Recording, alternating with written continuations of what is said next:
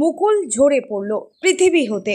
স্বাধীন ভারতের কাঁচরাপাড়ায় 1954 সালে 17 এপ্রিল জন্মগ্রহণ করা মুকুলের কৈশোরের পর যৌবনে ছাত্র রাজনীতিতে যুব কংগ্রেসের যোদ্ধা ছিলেন। মুকুল রায় ঘনিষ্ঠ হয়ে উঠেছিলেন তৎকালীন কংগ্রেস নেত্রী মমতা বন্দ্যোপাধ্যায়ের।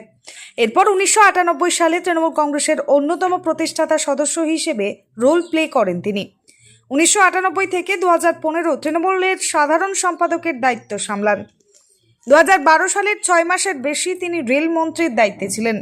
2006 থেকে 2017 তিনি রাজ্যসভার সদস্যও ছিলেন।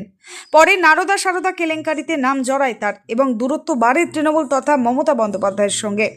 অগত্যা 2017 সালে বিজেপিতে যোগদান।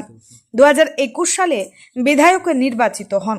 তৃণমূলে ফিরেও আসেন, কিন্তু রাজনীতির ময়দানে তার উপস্থিতি সেইভাবে দেখা যায়নি। শারীরিক অসুস্থতার কারণে গত কয়েক বছর ধরে তিনি ছিলেন পর্দার আড়ালে।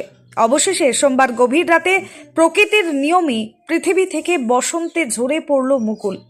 ভারতীয় রাজনীতির ইতিহাস থেকে গেল মুকুলের কথা। 1954 থেকে 2026। ব্যুরো রিপোর্ট, সরব মিডিয়া নিউজ।